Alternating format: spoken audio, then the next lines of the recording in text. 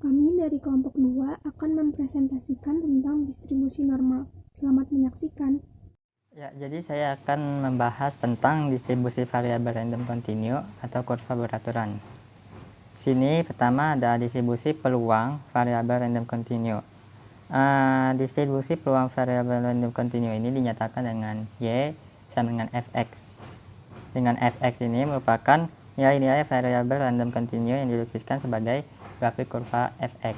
Ya, jadi bisa dilihat di grafik ini nilai-nilai variabel random continue ini sifatnya rapat, padat, ya. Jadi grafik ini bisa dinamai dengan grafik fungsi kepadatan peluang. Nah, grafik fungsi kepadatan peluang ini bisa dihitung dengan interval A kurang dari sama dengan X besar kurang dari sama dengan B, dinyatakan dengan P itu probabilitas A kurang dari sama dengan X kurang dari sama dengan B sama dengan integral batas bawah A dan batas bawah B Fx dx. Selanjutnya, kedua, ada distribusi peluang kumulatif variabel random continue.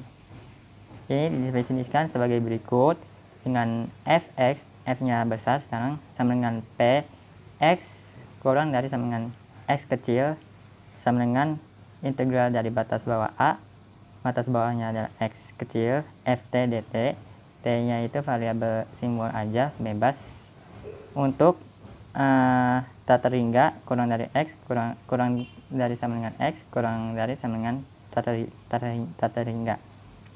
Jadi batas bawah ini bisa diganti sesuai soal yang ada. Fungsi tersebut memiliki sifat-sifat seperti berikut. Pertama, nilai FA sama dengan 0, F besar, dan FB sama dengan 0. Terus yang kedua ada 0 kurang dari Fx kurang dari 1, kurang dari sama dengan 1 untuk setiap X-nya. Lalu yang ketiga, jika turunannya ada, maka turunan F besar X sama dengan F kecil X. Ya, jadi dfx dx itu Fx, F besar yang diturunkan, hasilnya adalah Fx, F yang kecil. Jadi yang ketiga adalah rata-rata dan ragam variabel random continue. Rata-rata ini bisa disebut sebagai nilai harapan. Untuk variabel random continue X secara sampel dinotasikan dengan EX, dan secara populasi atau keseluruhan nilai X-nya dinotasikan dengan mu atau M-nya huruf Yunani. Jadi mu ini sama dengan EX sama dengan integral dengan batas A bawah minus tata ringga dan batas atasnya tata ringga X kecil dikali Fx dx. Sedangkan untuk ragam variabel random X-nya ditentukan oleh pertama sigma pangkat 2, ya, jadi simbol dari ragam itu adalah sigma pangkat 2 sama dengan E dalam kurung X min mu dipangkatkan 2. Ini rumusnya yang bawah integral dengan batas bawah tata ringga minus tata ringga dan batas atasnya tata ringga kurung X min mu tutup kurung pangkat 2 dikali dengan Fx dx, atau juga sigma pangkat 2 sama dengan E dalam kurung X pangkat 2 tutup kurung dikurangi dengan dalam kurung EX tutup kurung pangkat 2 sama dengan integral batas bawah minus tata ringga dan batas atas tata ringga X kecil pangkat 2 dikali dengan Fx dx minus EX dalam kurung EX tutup kurung pangkat 2. Nantinya dalam kurung EX tutup kurung pangkat 2 itu sama dengan mu pangkat 2. Contoh soal 1. Diketahui T variabel random continue yang menyatakan lama waktu TV produk A berfungsi dalam satuan tahun dengan fungsi kepadatan. Fungsi T sama dengan 1/30 T kuadrat ditambah 1/10 dengan 1 lebih kecil dari T lebih kecil dari 4. Tentukan rata-rata lama waktu TV produk A dapat berfungsi dalam satuan tahun. Sama dengan integral batas atas 4 batas bawah 1 T dikali fungsi T dikali dt, sama dengan integral batas atas 4 batas bawah 1 T dikali 1/30 T kuadrat ditambah 1/10 dikali dt, sama dengan integral batas atas 4 batas bawah 1 dikali T 1/30 T pangkat 3 ditambah 1/10 T dikali dt, sama dengan 1/120 T pangkat 4 ditambah 1/20 T pangkat 2. Kita substitusikan sama dengan 1/120 4 pangkat 4 ditambah 1/20 4 pangkat 2 dikurang 1/120 1 pangkat 4 ditambah 1/120 dikali 1 pangkat 2, sama dengan 256/120 ditambah 16/20 dikurang 1/120 ditambah 1/20, sama dengan 256 ditambah 120 ditambah 16/20 dikurang 1/120 dikurang 1/20, sama dengan 255/120 ditambah 15/20 sama dengan 345/120, hasilnya 23/8. Jadi rata-rata lama waktu TV produk A dapat berfungsi adalah 23/8 atau 2,875 tahun. Lanjut ke pembahasan materi berikutnya, yaitu tentang distribusi normal. Distribusi normal atau yang biasa juga disebut dengan distribusi Gauss adalah distribusi teoritis dari variabel random yang kontinu. Distribusi normal ini juga merupakan salah satu bentuk distribusi peluang dengan menggunakan pendekatan kurva normal. Nah, kurva normal itu apa sih? Kurva normal itu merupakan distribusi data yang dianggap merata atau sebaran datanya itu merata. Kurva normal ini juga biasa disebut dengan kurva lonceng karena bentuknya yang mirip dengan lonceng. Bisa kita lihat contoh dari gambar kurva normal pada slide yang sudah tersedia. Oke, lanjut. Di sini ada gambar dari kurva normal. Dari gambar ini saya akan menjelaskan ciri-ciri dari kurva normal. Yang pertama adalah kurva selalu berada di atas sumbu X. Lalu yang kedua, bentuknya itu simetris. Kenapa disebut simetris? Karena luas sebelah kiri dan luas sebelah kanannya itu sama. Jadi sehingga disebut simetris.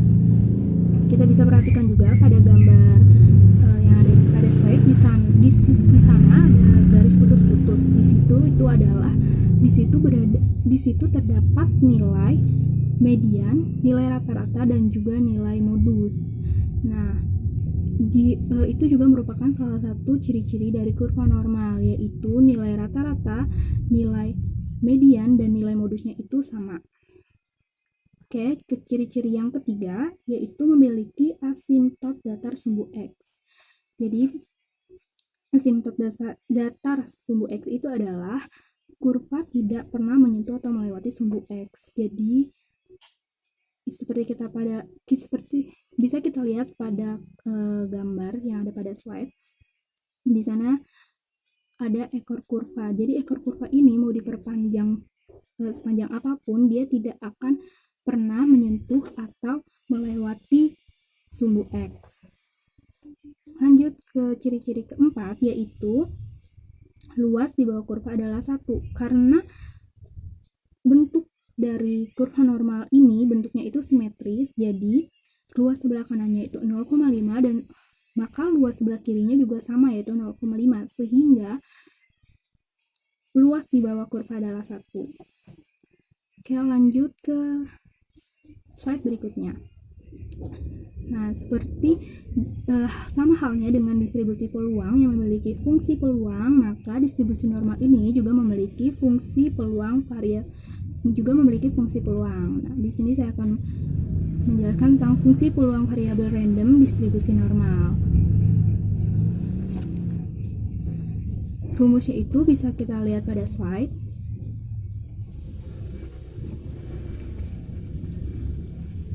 Nilai X-nya itu adalah nilai variabel acak, mu-nya adalah nilai rata-rata, sigma adalah nilai standar deviasi, dan E adalah bilangan Euler yang nilainya adalah 2,71828. Distribusi normal ini menggunakan di sini pada rumus distribusi normal ini kita menggunakan integral. Nah, rumusnya ini sebenarnya bisa kita ubah ke cara yang lebih mudah, menjadi rumus yang lebih mudah, yaitu dengan mengubahnya ke dari rumus distribusi normal umum menjadi ke dalam bentuk distribusi ke dalam bentuk standar. Nah, cara mengubahnya ini akan dijelaskan pada pembahasan yang selanjutnya nanti. Oke. Selanjutnya ada bentuk-bentuk dari kurva. Bentuk-bentuk dari kurva ini ditentukan oleh nilai rata-rata atau mu dan simpangan baku atau sigma. Nilai rata-rata ini menentukan letak simetri suatu kurva, sedangkan simpangan bakunya menunjukkan seberapa jauh data tersebut tersebar. Kita bisa lihat pada gambar A di sana adalah gambar kurva untuk nilai rata-rata yang sama dan simpangan bakunya berbeda. Gambar yang B itu untuk simpangan baku sama, nilai rata-rata berbeda, dan gambar C itu untuk gambar kurva rata-rata dan simpangan baku masing-masing berbeda.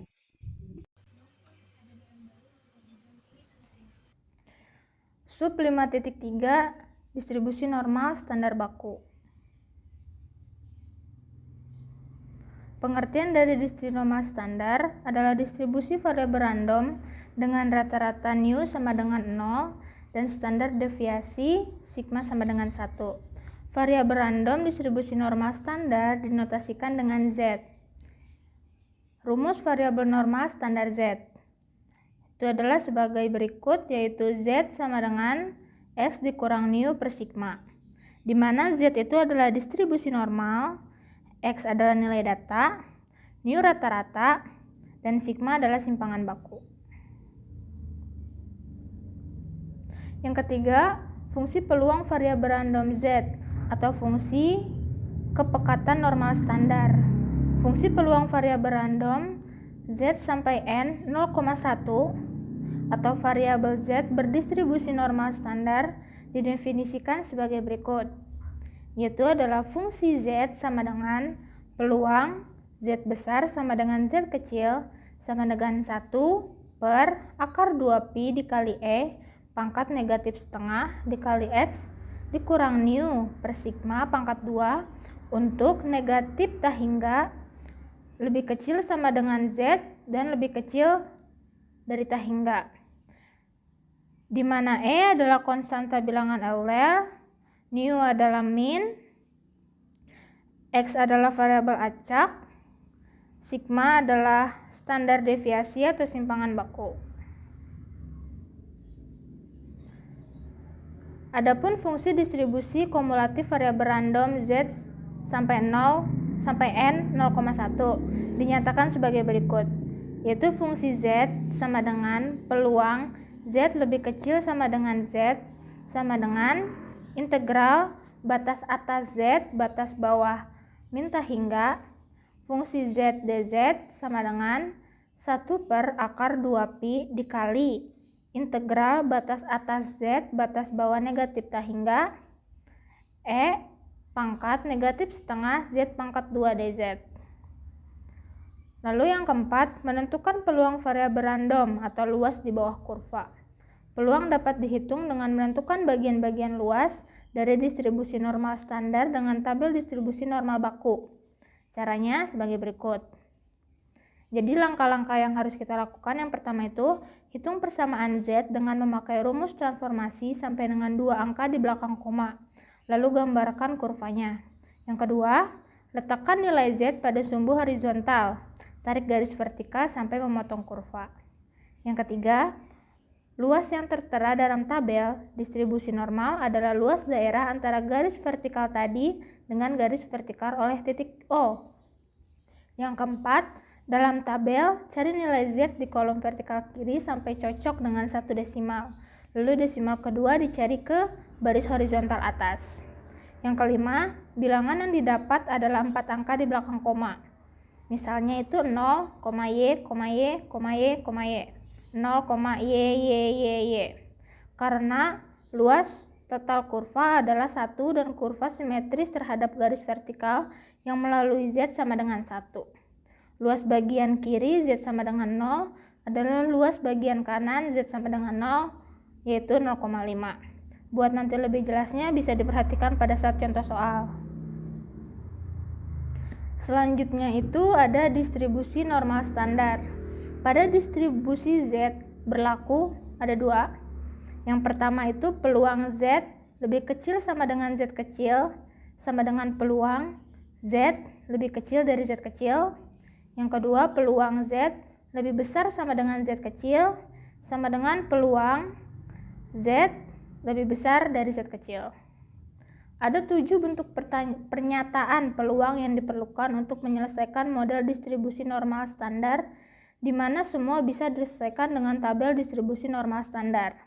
Nah, yang pertama itu peluang Z lebih kecil dari A sama dengan peluang Z lebih kecil sama dengan A bilangan positif.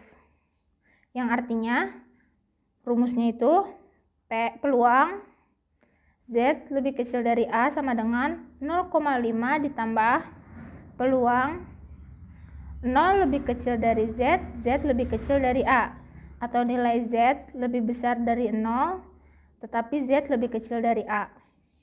Yang kedua itu peluang saat Z lebih besar dari A sama dengan peluang Z lebih besar sama dengan A bilangan positif. Peluang Z lebih besar dari A sama dengan 0,5 dikurang peluang 0 lebih kecil dari Z lebih kecil dari A, atau Z lebih besar dari 0 tetapi Z lebih kecil dari A. Yang ketiga itu peluang saat Z lebih besar dari A sama dengan peluang Z lebih kecil sama dengan A bilangan negatif. Jadinya peluang Z lebih kecil min A sama dengan 0,5 dikurang peluang 0 lebih kecil dari Z lebih kecil dari A, di mana Z lebih besar dari 0 dan Z lebih kecil dari A. Yang keempat, peluang Z lebih besar sama dengan A sama dengan peluang Z lebih besar dari A dengan A bilangan negatif. Peluang Z lebih besar sama dengan negatif A itu sama dengan peluang Z lebih besar dari min A namun lebih kecil dari 0 ditambah 0,5, yang artinya peluang Z lebih besar dari 0 tetapi lebih kecil dari A ditambah 0,5. Yang kelima itu peluang A lebih kecil sama dengan Z dan Z lebih kecil sama dengan B, sama dengan peluang A lebih kecil dari Z dan Z lebih kecil dari B dengan A negatif dan B-nya positif. Jadi peluang min A lebih kecil sama dengan Z lebih kecil sama dengan B sama dengan peluang min A lebih kecil dari Z lebih kecil dari 0 ditambah peluang 0 lebih kecil dari Z lebih kecil dari B sama dengan peluang 0 lebih kecil dari Z, Z lebih kecil dari A ditambah peluang 0 lebih kecil dari Z dan Z lebih kecil dari B. Yang keenam, peluang A lebih kecil sama dengan Z, Z lebih kecil sama dengan B, sama dengan peluang A lebih kecil dari Z dan Z lebih kecil dari B dengan A dan B itu bilangan negatif. Jadi peluang min A lebih kecil sama dengan Z, Z lebih kecil sama dengan negatif B. Sama dengan peluang min A lebih kecil sama dengan Z, dan Z lebih kecil sama dengan 0 dikurang peluang min B lebih kecil dari Z, dan Z lebih kecil dari 0. Sama dengan peluang 0 lebih kecil dari Z, dan Z lebih kecil dari A dikurang peluang 0 lebih kecil dari Z, dan Z lebih kecil dari B. Yang ketujuh, peluang saat A lebih kecil sama dengan Z, Z lebih kecil sama dengan B, sama dengan peluang A lebih kecil dari Z, Z lebih kecil dari B, dengan A dan B itu bilangan positif. Itu jadinya peluang A lebih kecil sama dengan Z lebih kecil sama dengan B, sama dengan peluang 0 lebih kecil dari Z, Z lebih kecil dari A dikurang peluang 0 lebih kecil dari Z, Z lebih kecil dari B. Untuk selanjutnya kita lihat contoh-contoh soal. Saya akan menjelaskan contoh soal 2. Bisa dilihat soalnya, diketahui X1N 10,4 dan X2N 10,2. Jika fx dan gx berturut-turut adalah fungsi kepadatan untuk variabel x1 dan x2, maka bagaimana sketsa grafik fungsi fx dan gs-nya? Diketahui x1 n 10,4 mu1 sama dengan 10, sigma 1 sama dengan 4. Dan x2-nya n 10,2 mu2 sama dengan 10, sigma 2 sama dengan 2.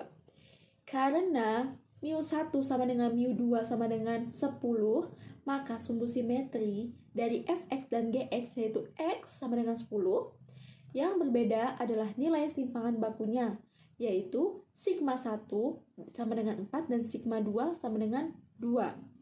Maka sigma 1 dan sigma 2 berarti grafik dari gx lebih sempit daripada grafik fx, dan puncak pada grafik gx lebih tinggi daripada puncak grafik fx.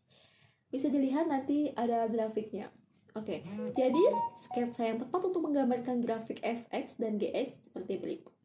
Grafik gx itu lebih kecil dan lebih sempit, sedangkan grafik fx itu lebih pendek daripada grafik gx dan lebih besar. Bisa dilihat kan?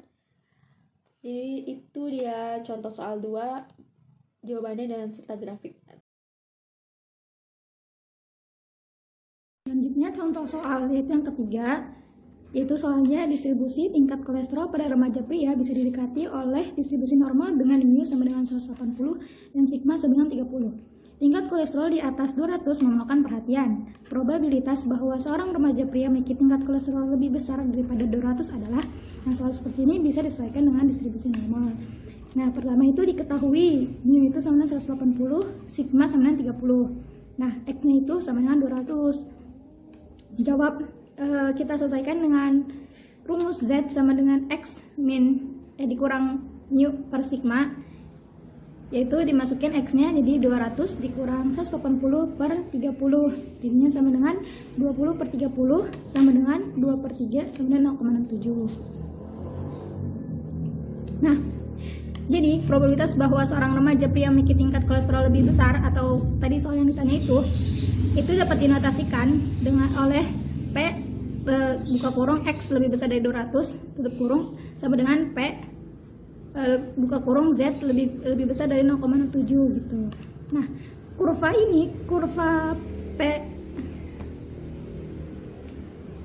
PX lebih besar dari 20 atau PZ lebih besar dari 0,67 ini ditunjukkan pada gambar ini di sini. Nah, ini adalah daerah yang dihasil ini adalah luas yang nanti akan kita cari gitu. Nah, pertama itu setelah kita cari dulu nilai Z-nya, nilai Z untuk skor 0,7 gitu kan. Nah, nilai Z ini bisa dicari dengan tabel Z. Ini adalah tabel Z. Ini adalah tabel Z. Nah, di mana cara menggunakan tabel Z itu yaitu kan jadi yang di vertikal ini adalah A, B, maksudnya gimana? Dan yang kesini adalah C gitu. yang ini adalah C. Nah, yang A, B itu maksudnya adalah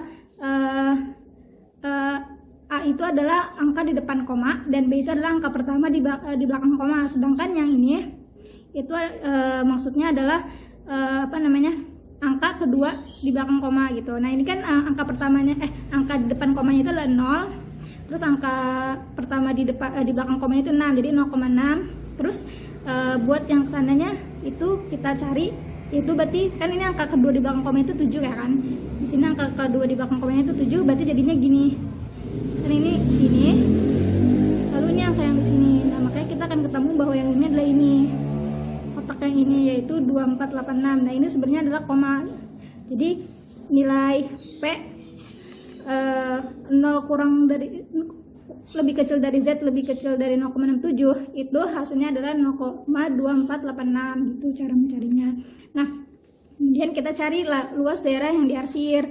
Nah, kan rumusnya itu yang sudah dijelaskan sebelumnya, itu jadinya adalah ini kan, P Z lebih besar dari 0,67 sama dengan P Z lebih besar dari 0 dikurang P 0 lebih kecil dari Z lebih kecil dari 0,67. Nah, ini jadinya adalah ini kan 0,5 dikurang 0,5 itu ini ya, karena Z itu lebih besar dari 0 maka dia jadinya 0,5 dikurang. Nah, pas masukin nilai yang tadi udah dapat dari sini gitu. Nah, itu berarti jadinya 0,5 dikurang 0,2486 hasilnya adalah 0,2514. Contoh soal yang keempat, dalam suatu proses industri, ditetapkan batas penerimaan suatu produk lahir adalah 3 tambah kurang 0,01. Jika diameter lahir di luar dari batas tersebut dinyatakan cacat dan tidak akan dipasarkan. Diketahui lahir yang dihasilkan berdistribusi normal dengan simpangan baku 0,05. Berapa persen banyaknya lahir yang dinyatakan cacat? Nah, dari sini kita diketahui kan mu-nya itu sama dengan 3 dan sigma-nya itu sama dengan 0,05. Ini kan simpangan bakunya sama dengan 0,05. Nah, terus X-nya itu ada 2. Karena di sini kan tambah kurang gitu ya. Jadi yang pertama itu X-nya itu adalah 2,99 didapat dari 3 dikurang 0,01. Yang X keduanya itu adalah 3,01 yaitu 3 ditambah 0,01. Ini kan adalah batasnya. Nah, berarti yang ditanya ini adalah berapa persen banyak lahir yang dinyatakan cacat. Ya kan tadi katanya jika diameter lahir di luar dari batas tersebut itu dinyatakan cacat kan. Berarti yang lebih kecil dari 2,99 atau lebih besar dari 3,01 itu dinyatakan cacat. Berarti P X lebih kecil dari 2,99 dan X lebih besar dari 3,01 itu yang bakal kita cari. Nah, ini keduanya digabung makanya irisan. Jadinya jadi P X lebih kecil dari 2,99 gabungan X lebih besar dari 3,01. Nah, kurvanya itu akan seperti ini. Nah, kemudian yang kita cari itu pertama adalah transformasi X ke bentuk baku Z. Pakai rumus Z tadi itu. Pertama karena X-nya itu ada 2, jadi kita pertama Z yang pertama dan ada Z kedua. Nah, untuk Z pertama pakai X yang pertama yaitu X1 dikurangi mu per sigma sama dengan 2,99 dikurangi 3 dibagi 0,005 sama dengan min 2. Z2 sama dengan X2 dikurang mu per sigma sama dengan 3,01 dikurangi 3 per 0,005. Hasilnya adalah 2. Maka P X lebih kecil dari 2,99 digabung X lebih besar dari 3,01 sama dengan P Z lebih kecil dari min 2 digabung Z lebih besar dari 2. Nah, jadinya 2 dikali P Z lebih besar dari 2 sama dengan 2 kali 0,5 dikurang P 0 lebih kecil dari Z lebih kecil dari 2. Karena ini kan Z-nya itu lebih besar ya, jadinya dia 0,5 dikurang. Kalau misalnya Z lebih besar, ntar jadi tambah. Nah, sama dengan 2 kali 0,5 dikurang 0,4772. Tadi kita dapatkan itu dari sebelumnya. Berarti sama dengan 2 dikali 0,0228 sama dengan 0,0456. Jadi banyak leher yang dinyatakan cacat adalah 0,0456. 5.4 Pendekatan distribusi binomial dengan distribusi normal. antara distribusi binomial dan distribusi normal terdapat suatu hubungan. Jika ada soal atau kasus yang berdistribusi binomial dengan ciri-ciri di mana yang pertama N-nya cukup besar dan yang kedua P atau peluang suksesnya nilainya tidak terlalu dekat dengan 0. Dengan soal atau kasus yang memiliki ciri-ciri tersebut, maka distribusi binomial dapat didekati oleh distribusi normal dengan rumus rata-ratanya yaitu mu sama dengan N dikali P dan rumus simpangan bakunya sigma sama dengan akar N kali P kali Q. Untuk mengubahnya menjadi distribusi normal standar, kita menggunakan transformasi yaitu Z sama dengan X dikurang mu per sigma sama dengan X dikurang N kali P per akar N kali P kali Q. Kemudian kita akan melihat contoh soal dari pendekatan distribusi binomial dengan distribusi normal. Contoh soal pendekatan distribusi binomial dengan distribusi normal. Manajemen restoran Santoni Pizza menemukan bahwa 70% konsumen baru mereka akan kembali untuk makanan lainnya. Untuk seminggu di mana 80 konsumen baru pertama kali datang, makan di Santoni, berapa probabilitas 60 konsumen atau lebih akan kembali untuk makanan lainnya? Nah, jadi jawabnya P dalam kurung X lebih besar dari sama dengan 60. Karena N yang lebih besar, maka untuk memudahkan perhitungan digunakan pendekatan distribusi normal terhadap binomial. Nah, faktor koreksinya yaitu 60 dikurangi 0,5 menghasilkan 59,5. Kemudian kita akan mencari nilai Z yang hasilnya sesuai dengan 59,5 ini. Yang pertama dicari dulu mu-nya sama dengan N dikali P, yaitu 80 dikali 0,70 sama dengan 56. Kemudian sigmanya sama dengan akar N dikali P dikali Q, sama dengan akar 80 dikali 0,70 dikali 0,30 sama dengan 4,098. Nah, jadi Z-nya sama dengan X dikurangi NP per akar NPQ. Nah, X-nya yaitu 59,5, NP-nya 56, akar NPQ-nya yaitu 4,098. Jadi hasilnya 0,85. Nah, jadi yang kita cari daerah yang diarsir sebelah kanan ini. Nah, 0,85 itu dalam tabel yaitu 0,3023. Jadi daerah ini 0,5 dikurangi 0,3023. Jadi daerah yang diarsir ini hasilnya yaitu 0,1977.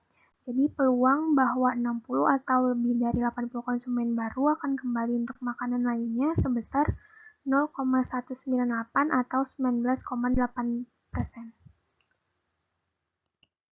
Selanjutnya adalah 5.5 penarikan kesimpulan. 5.5.1 pengujian hipotesis dengan distribusi T. Pengujian hipotesis dengan distribusi T adalah pengujian hipotesis yang menggunakan distribusi T sebagai uji statistik. Tabel pengujiannya disebut tabel T-student. Hasil uji statistik ini kemudian dibandingkan dengan nilai dalam tabel untuk menerima atau menolak hipotesis 0H0 yang dikemukakan. Contohnya, yang pertama, pengujian hipotesis satu rata-rata sampel kecil. Kedua, pengujian hipotesis beda dua rata-rata sampel kecil. Ketiga, pengujian hipotesis dengan distribusi X kuadrat. Selanjutnya yaitu 5.5.2 pengujian hipotesis dengan distribusi Z. Pengujian hipotesis yang menggunakan distribusi Z sebagai uji statistik. Tabel pengujiannya disebut tabel normal standar. Hasil uji statistik ini kemudian dibandingkan dengan nilai dalam tabel untuk menerima atau menolak hipotesis 0 yang dilambangkan H0 yang dikemukakan. Contohnya yang pertama itu pengujian hipotesis 1 dan beda 2 rata-rata sampel besar. Kedua, pengujian 1 dan beda 2 proporsi. Yang ketiga, pengujian hipotesis dengan distribusi T. Selanjutnya, ada contoh soal yang ke-6 dari penerapan kesimpulan yang tadi sudah dijelaskan. Soalnya adalah, seorang peneliti ingin mengetahui apakah catchability gillnet rata-rata masih tetap 30 ekor ikan atau lebih kecil dari itu. Data-data sebelumnya diketahui bahwa simpangan catchability 25 ekor. Sampel yang diambil 100 strip untuk diteliti dan diperoleh rata-rata tangkap 27 ekor. Apakah nilai tersebut masih dapat diterima sehingga catchability gillnet 30 ekor? Ujilah dengan taraf nyata 5%. Yang kita ketahui di sini adalah N, yaitu jumlahnya itu ada 100. Kemudian ada taraf nyatanya itu 5%, mu nolnya itu 30, ragamnya itu 25, dan X-nya itu 27. Nah, yang ini adalah formula hipotesis HO. HO adalah mu sama dengan 30 HA. HA adalah mu kurang dari 30. Yang B taraf nyata dan nilai Z tabel. Tadi taraf nyatanya adalah 5%. Maka Z 0,05 sama dengan min 1,65. Kita uji sisi kirinya. Yang C-nya ini adalah kriteria pengujiannya. Hipotesis 0 diterima jika Z0-nya ini lebih besar sama dengan dari min 1,65. Hipotesis 0 ditolak jika Z0-nya ini kurang dari min 1,65. Selanjutnya uji statistik. Z0 sama dengan dalam kurung 27 dikurang 30 per 25 tutup kurung dibagi 100 pangkat setengah sama dengan min 1,2. Maka Z0 lebih besar dari min 1,65. Jadinya hipotesis 0-nya ini diterima.